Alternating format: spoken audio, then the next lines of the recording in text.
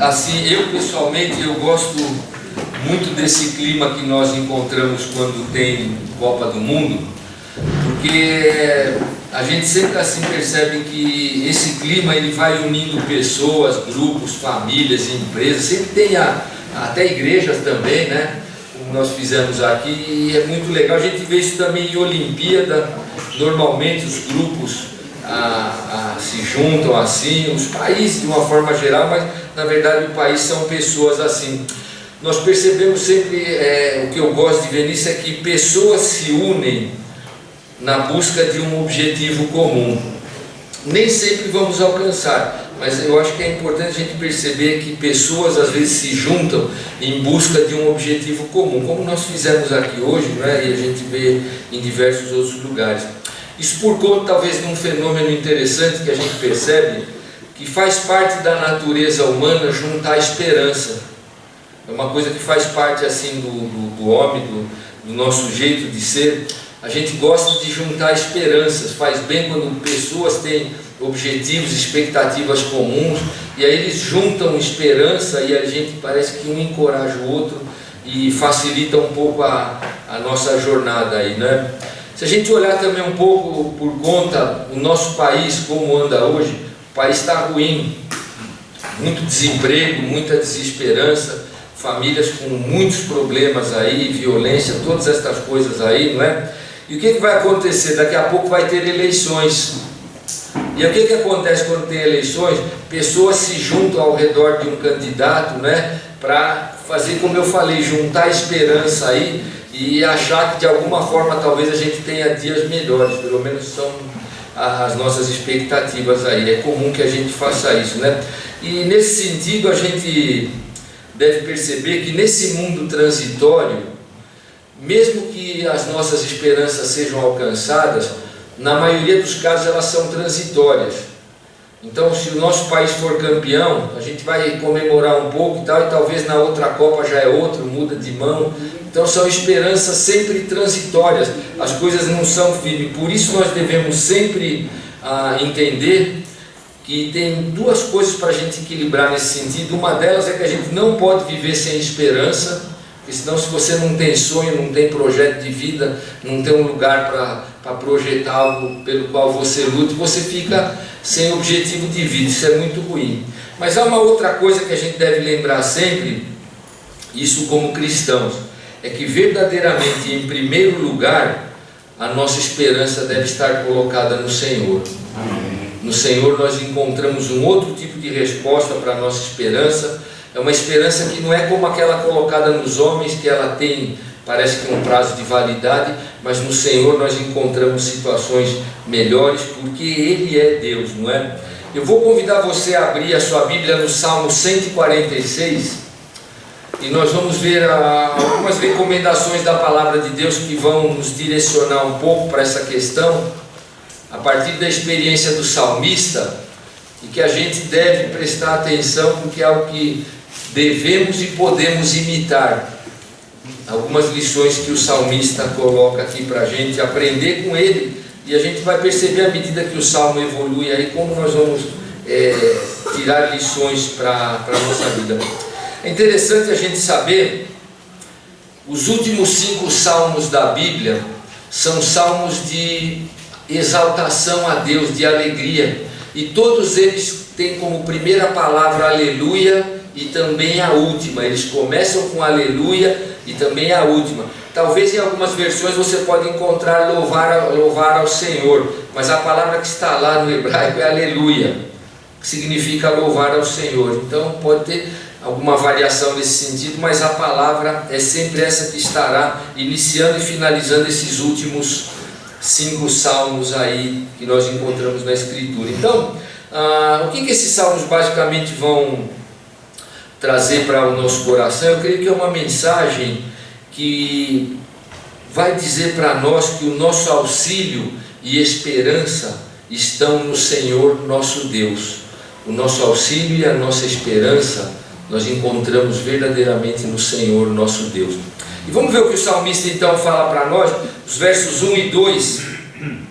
Olha o que ele fala: louva, ó minha alma, ao Senhor, Louvarei ao Senhor durante a minha vida, cantarei louvores ao meu Deus enquanto eu viver. Ele começa dando aleluia e fala estas coisas. O que é importante a gente perceber aqui é tentar entender o coração do salmista, como ele estava. E isso traz implicações para a nossa adoração. Quando nós vemos aqui no verso 1, escrito que o salmista diz: louva, ó minha alma, ao Senhor. O contexto de alma aqui no Antigo Testamento, principalmente no livro de Salmos, tem a ver com o ser todo da pessoa. A alma é uma implicação de todo o ser. É tudo aquilo que a gente pode tirar de nós mesmos para prestar adoração a Deus. Então veja que o salmista está colocando que o desejo dele, ele dá aleluia, é de louvar o Senhor, mas não de uma forma mecânica, talvez não de uma forma que ele pudesse se sentir constrangido por alguma coisa, não para marcar um cartão, não, ele está colocando que o louvor que ele quer prestar a Deus é com todo o seu ser.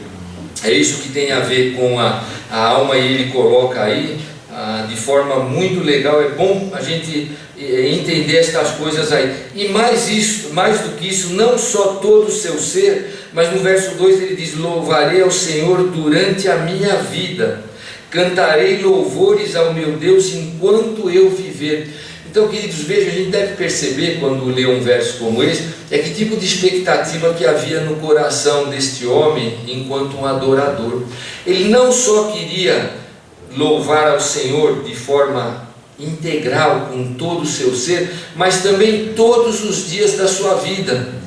Então a relação dele com Deus faz com que ele olhe para Deus e sinta que não é legal, não é uma coisa boa deixar que um dia da vida passe sem que a gente louve a Deus. Ele fala: olha, eu quero louvar a Deus todos os dias. Então ele está de forma integral na adoração que ele está oferecendo com todo o seu ser, e também por todos os dias da sua vida. Esse é o desejo do salmista.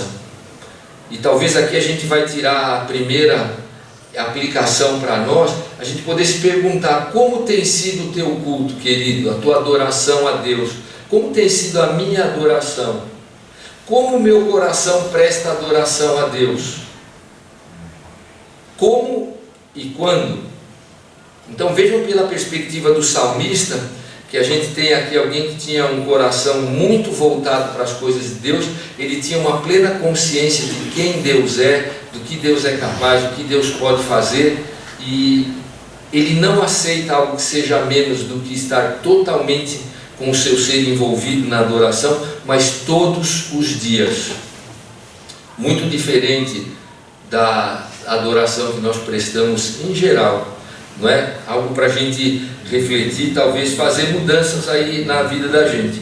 Mas ele segue então versos 3 e 4, trazendo aqui uma nota assim de exortação, um alerta: não confieis em príncipes ou em governantes, pode ser uma outra versão, nem nos filhos dos homens, em quem não há salvação. Sai-lhes o espírito e eles tornam ao pó nesse mesmo dia, perecem todos os seus desígnios. Então veja, para nós também prestarmos a atenção relativa à nossa confiança, e por isso que eu disse que o nosso auxílio e esperança estão no Senhor. Os homens, queridos, não podem nos dar nada que permanece para sempre. E pensa aqui em salvação, não é salvação como nós entendemos no Novo Testamento. Ele está falando: a salvação é um escape para qualquer situação, não é uma salvação técnica, soteriológica, em termos de perdição. Ele está dizendo aqui que nos homens não há salvação, não há livramento, não há nada firme, não há alicerce. Os homens param de respirar, nesse mesmo dia eles já começam a caminhar para o pó. É o que ele está colocando, e às vezes a nossa esperança está concentrada demais em coisas que vão ter uma validade assim muito efêmera, muito rápida. Os homens não podem nos dar nada que é permanente. Quando eles morrem, diz o texto, lá se vão os seus propósitos, as suas promessas, e se as nossas esperanças estão colocadas em homens, elas vão junto com ele quando eles perecem. O salmista diz isso, né? sai-lhes o espírito e eles tornam ao pó, verso 4, nesse mesmo dia perecem todos os seus desígnios, os seus propósitos. Então, se por um lado é importante que a gente não viva sem esperança, por outro lado nós precisamos aprender a fazer uma distinção entre as esperanças que são colocadas nas coisas dos homens e esperanças que nós colocamos em Deus. Deus não voltará ao pó, Deus não morrerá, nós não vamos encontrar relatividade no Senhor, as coisas de Deus são firmes, nele nós temos esperanças permanentes, embora tudo nesse mundo aparentemente, não é, de alguma forma, tem prazo de validade. Então quem busca objetivos firmes, permanentes, inabaláveis, absolutos, neste mundo, em algum momento experimentará frustração. Haja vista futebol, um pequeno exemplo, mas que a gente viu, a gente chegou com tanta expectativa, eu cravei 3-0, fizemos um terço só, e ainda eles devolveram. Então é importante, como eu disse, ter expectativas, ter esperança, mas a gente precisa ver em quem ou em quem nós colocamos. Então, se por um lado, queridos, as esperanças nos homens, elas tendem a fracassar, a falhar ou a encerrar em algum momento, elas podem também atender expectativas, é claro, mas com nada que seja absoluto, como eu disse. O outro lado dessa questão é que o salmista vai estabelecer um contraponto agora e colocar para nós o que acontece quando as nossas esperanças estão colocadas no Senhor, que não tem as limitações que os homens têm. Então, a partir do verso 5, ele diz: bem-aventurado ou feliz aquele que tem o Deus de Jacó por seu auxílio, cuja esperança está no Senhor seu Deus. Então ele inicia com esse feliz, estabelecendo exatamente um contraponto. Olha, assim como é infeliz aquele que confia nos homens, feliz é aquele que confia em Deus. E ele vai usar citações hebraicas aí como Deus de Jacó e outras, porque é o contexto dele, mas o mesmo se aplica a nós. Feliz é aquele que deposita, como ele diz aqui, aquele que tem o Deus de Jacó por auxílio, cuja esperança está no Senhor seu Deus. Então as duas coisas que eu mencionei lá, no Senhor nós temos auxílio e podemos depositar as esperanças. Isso é fundamental, isso é o que traz alicerce, isso é o que vai trazer força para a nossa vida espiritual. Aonde nós localizamos, para onde nós dirigimos a nossa esperança. Feliz é aquele que encontra em Deus seu auxílio e esperança. E o que vai acontecer para frente um pouquinho, o salmista vai listar uma série de situações aonde normalmente e principalmente no contexto dele, o nosso contexto é outro, mas as coisas se aplicam em alguma medida. Ele vai mostrar uma série de situações em que era imprescindível que se contasse com auxílio e esperança de alguém. E aí ele vai dizer para nós o que acontece quando a nossa esperança está colocada no Senhor. Antes disso, no verso 6, ele diz: a esperança está no Senhor seu Deus, que fez os céus e a terra, o mar, tudo que neles há, e mantém para sempre a sua fidelidade. Então olha o contraste. Os homens perecem, eles logo vão para o pó e com eles as suas realizações. Mas o Senhor tem duas características interessantes que ele vai mostrar aí. Não só ele é todo poderoso, mas também ele é fiel para atender as coisas com as quais ele se compromete em relação a nós.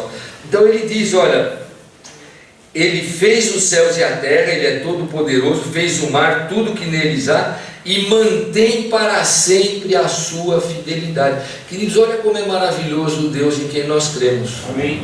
Se ele fosse fiel e não tivesse poder, seria boa gente, mas não serviria para ser nosso Deus.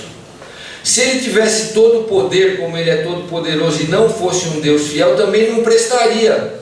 Um Deus em quem não se pode confiar. Agora veja que ele une as duas coisas. Ele é todo poderoso, mas ele também é fiel em cumprir as coisas com as quais ele se compromete, na medida em que ele nos faz promessas e ele se relaciona com a gente. Então, queridos, um Deus maravilhoso. Então, nesse sentido, o que nós vamos encontrar?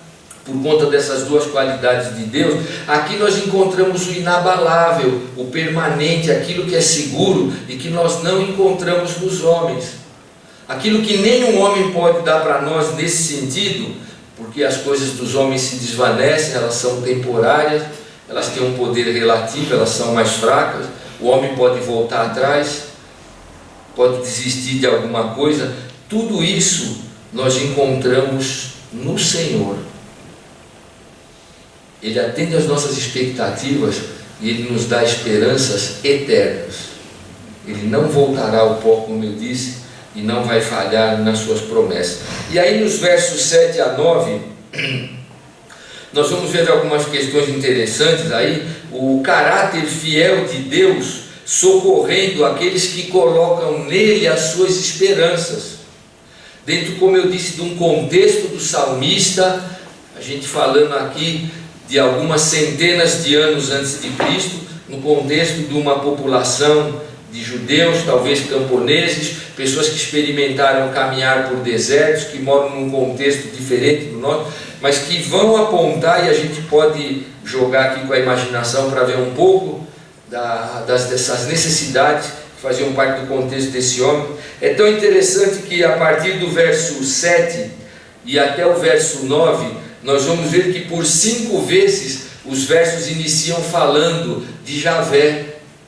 Você vai olhar e está na tua Bíblia, embaixo um do outro, o Senhor, o Senhor, o Senhor, o Senhor, todas as letras maiúsculas, Javé, o Deus Todo-Poderoso.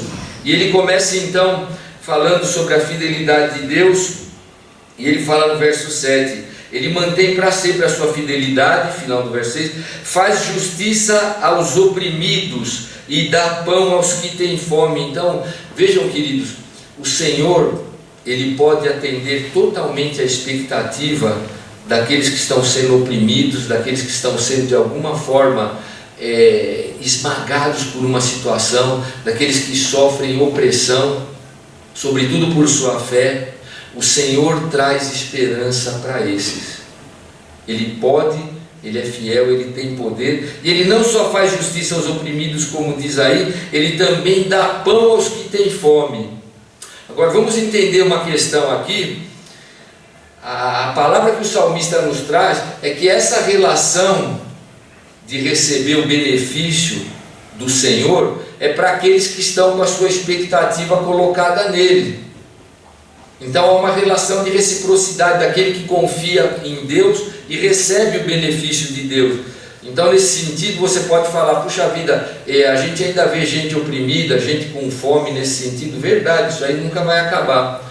Mas o entendimento que nós precisamos ter nesse salmo é que o benefício de Deus, ele sempre vai contemplar aquele que está numa relação de confiança e colocando a sua esperança no Senhor.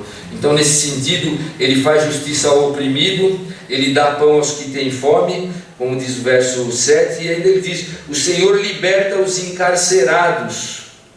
Então vejam, os encarcerados que o Senhor pode libertar são os que estão fisicamente encarcerados, espiritualmente, emocionalmente encarcerados. O Senhor pode trazer libertação para todo e qualquer tipo de cárcere, de prisão que possa vir a tolher a nossa liberdade de alguma forma. O Senhor pode fazer estas coisas, Ele é fiel e é todo poderoso. O salmista coloca, a expectativa dele, a verdade de Deus é para as nossas vidas, queridos. Amém. Então, gente aprisionada às vezes com problemas do passado, coisas sejam espirituais, emocionais, fica carregando sofrimento, angústia, remoendo coisas. Queridos, no Senhor nós encontramos libertação. Nós não precisamos ficar arrastando sofrimentos para sempre, lembrando de coisas que já estão distantes. Ah, pastor, mas aquilo me machucou. Sim, é hora de se fortalecer, confiar no Senhor e buscar libertação.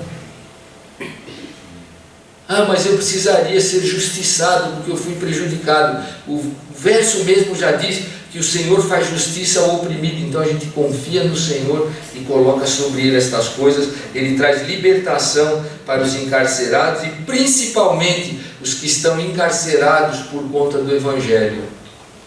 Deus pode prover e sempre vai operar em nosso benefício nesse sentido. O verso 8, ele diz, o Senhor abre os olhos aos cegos, e eu creio que principalmente aos que estão espiritualmente cegos.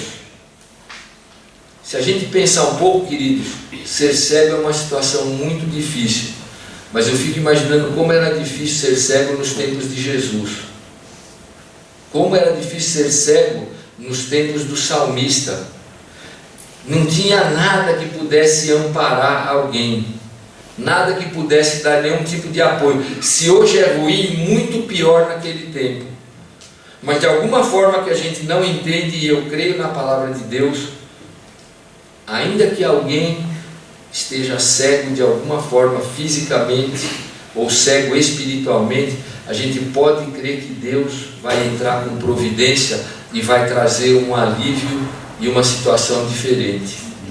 Talvez nós temos dificuldade de olhar para algumas dessas situações, porque na verdade o socorro de Deus se dá através de nós. Então, na medida em que a gente não faz estas coisas, parece que elas estarão sempre ausentes. Mas Deus não está colocando que sempre agirá com milagres nessas situações. Aliás, é exatamente o contrário. Na maioria delas, Deus vai fazer uso do seu povo que está sobre a terra, para que pessoas necessitadas recebam um livramento. Então Deus pode fazer milagres e continua fazendo, mas não é o modo comum dele operar. Deus tem usado a igreja para trazer alívio àqueles que têm necessidade. E o que mais o Senhor faz ainda no verso 8? O Senhor levanta os abatidos. Queridos, as angústias às vezes nos abatem. Contextos de perda, tristeza, as coisas aparecem. As coisas às vezes abatem, a gente fica desanimado, não quer ficar em casa, não quer ir trabalhar, não quer sair, porque estou muito triste. Queridos, nós precisamos nos apegar ao Senhor, confiar no Senhor, nas promessas dEle. Como eu disse, Ele é nosso auxílio e esperança, é nele que está a nossa esperança e de quem nós esperamos auxílio, e o Senhor vai entrar com socorro. A gente precisa exercitar a fé. Eu estou muito abatido, eu estou com um problema. É verdade, nós experimentamos isso é real, mas nós não podemos estacionar nessa situação, que aí ela imobiliza e leva a gente para estados piores de coisa. O que nós devemos fazer? Lembrar que nós temos um Deus em quem nós podemos confiar, porque Ele é todo poderoso e Ele é fiel. Amém.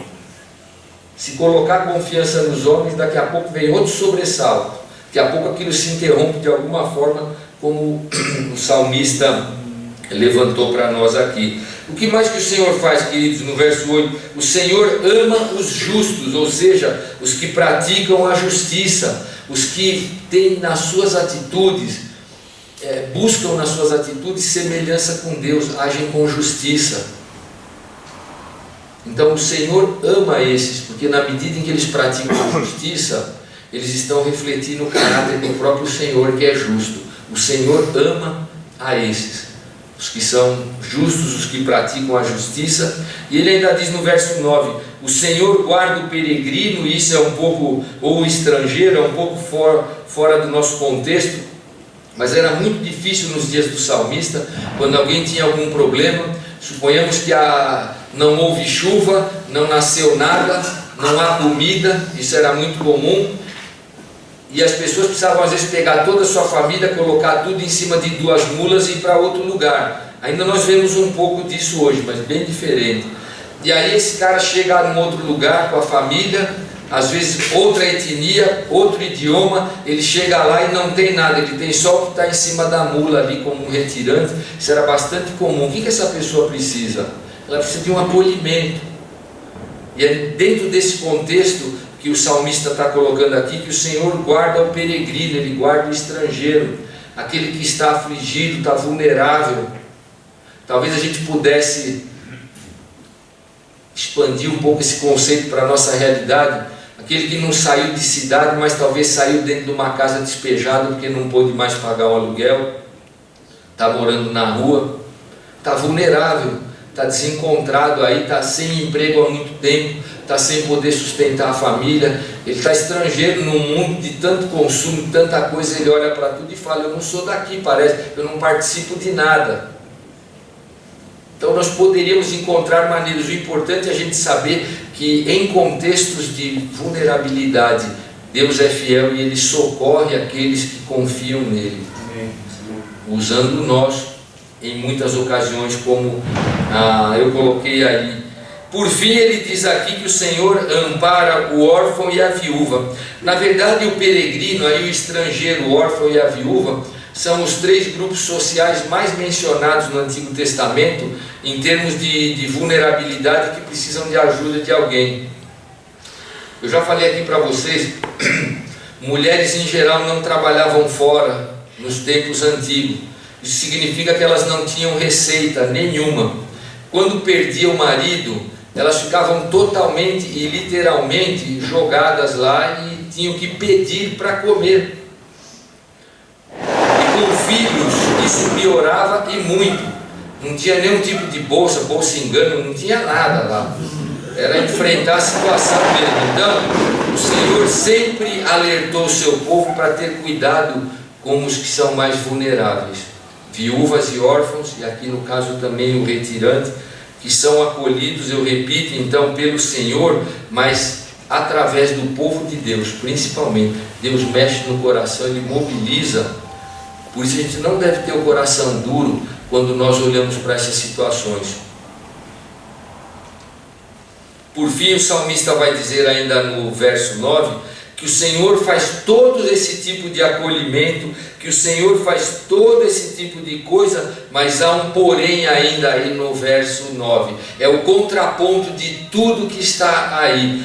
Porém, dizer, o Senhor transtorna ou frustra os planos do perverso, o caminho dos ímpios. O Senhor não aprova o caminho daquele que está em oposição a todas estas coisas, aquele que não confia no Senhor, aquele que não deposita a sua esperança no Senhor. Pelo contrário, é o ímpio, aquele que está em adversidade com Deus. Esse vai planejar e ele vai experimentar exatamente aquilo que a gente viu lá nos versos 3 e 4. Ele está fechando o contraponto aqui. O ímpio, aquele que não confia em Deus, ele é como aqueles príncipes ou os governantes do verso 3, que ele fala, eles são filhos dos homens, não há salvação. Quando o Espírito sai deles, eles voltam para o pó e perecem os seus desígnios. Então, ele volta a falar aqui do caminho deles, do desígnio deles, é transtornado pelo Senhor. Por quê? Porque ele é de curta duração, ele experimenta a falibilidade, ele acaba rapidamente. Ele não encontra a recompensa de Deus, o incentivo de Deus, ele não vai ter consonância com as coisas de Deus, não é? Por isso terá os seus objetivos aí frustrados, e por isso nós vemos esse contraste destas coisas todas.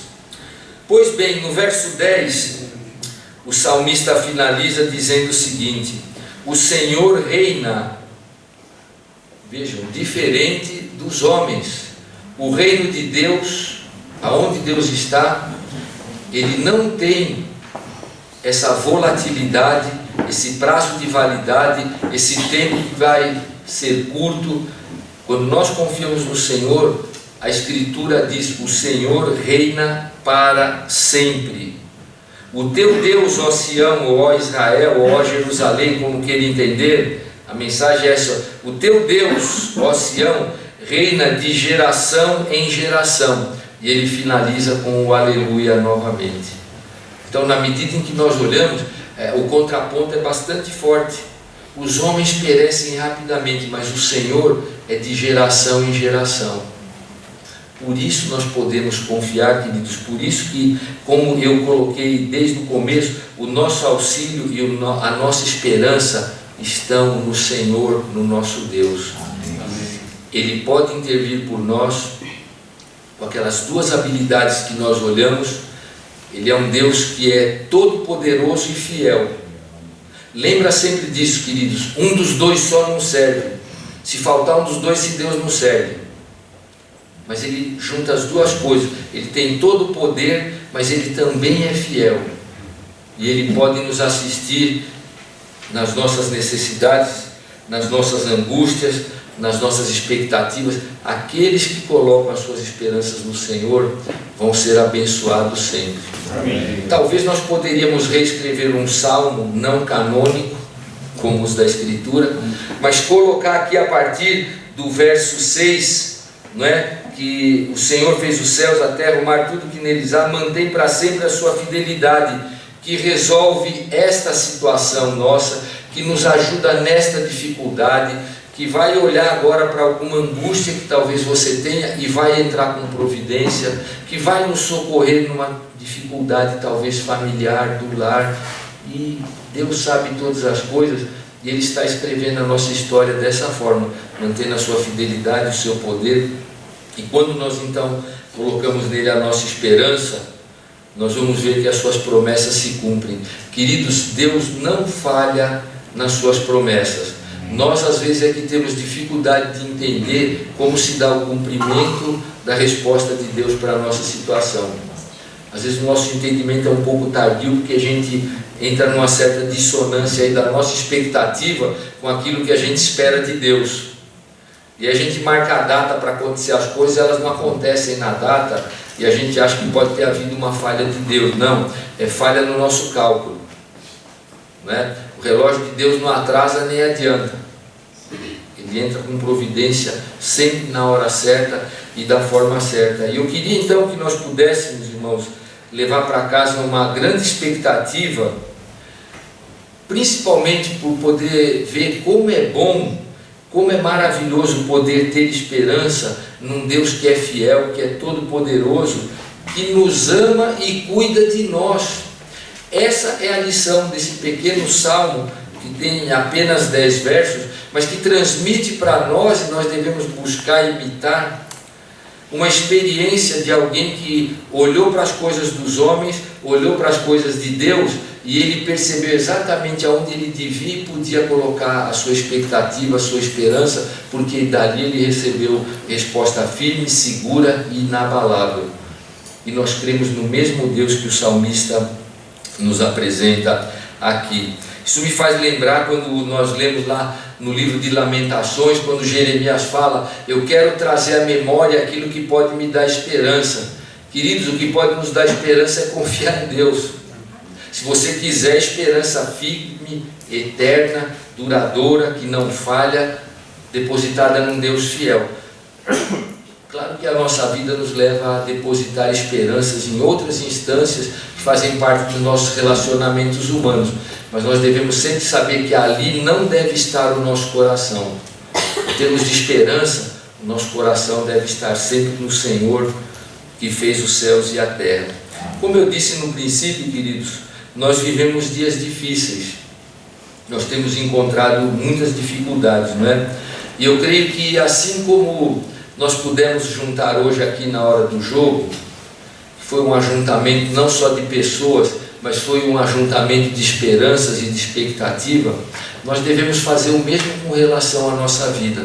Os dias são difíceis, os governos são corruptos, a violência está grande, nós devemos juntar esperanças, colocá-las no lugar certo e caminharmos juntos, recebendo do Senhor a resposta para as nossas necessidades.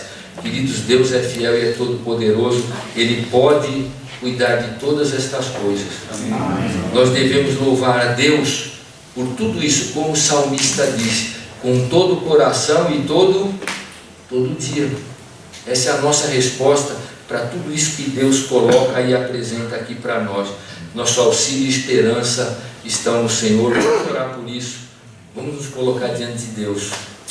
Pai, muito obrigado por este pequeno salmo da Tua Palavra, que revela aspectos maravilhosos da Tua pessoa santíssima, do Teu amor, da Tua fidelidade, do poder que o Senhor tem, da disposição, Papai, que o Senhor tem em nos socorrer nas nossas angústias. Senhor, é muito bom poder confiar no Senhor. Pai, muito obrigado, porque no Senhor não há derrota e também não há empate. No Senhor nós encontramos sempre o amém. Nós encontramos a vitória, a resposta, não talvez para o que nós sonhamos e planejamos de forma absoluta, mas na maioria das vezes algo melhor e mais surpreendente que vem da tua boa mão. Eu não sei agora, Senhor, se há situações, provavelmente há aqui entre nós, pessoas com angústia, com dor no coração, com tristeza, com problemas, eu não sei quais, talvez conjugais, financeiros, com os filhos, enfermidade, uma fé abalada.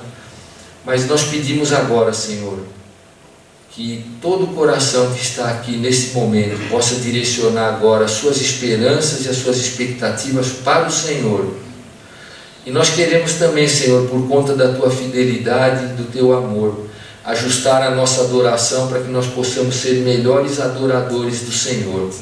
Ajuda-nos, Senhor, a fazer como o salmista, que orava não só com o seu coração íntegro, total, com todo o seu ser, mas também adorava ao Senhor todos os dias. Nós queremos aprender também, ó Deus, a buscar o Senhor, a tirar tempo para adorar o Senhor a cada dia, para sermos próximos do Senhor, Pai. Obrigado pelo Teu Espírito que nos ajuda, pela Tua Palavra, pela comunhão dos irmãos. Queremos louvar o Senhor agora, pedindo que o Senhor nos dê uma semana abençoada, que nós possamos estar andando nos Teus caminhos e que de fato as nossas vidas sejam para honrar e glorificar o Teu santo nome. Queremos orar com gratidão por todas estas coisas, em nome de Jesus, o nosso Salvador. Amém. Amém, queridos. Que Deus nos abençoe e ajustemos aí a nossa esperança. A nossa esperança deve estar no Senhor. Ele não frustra.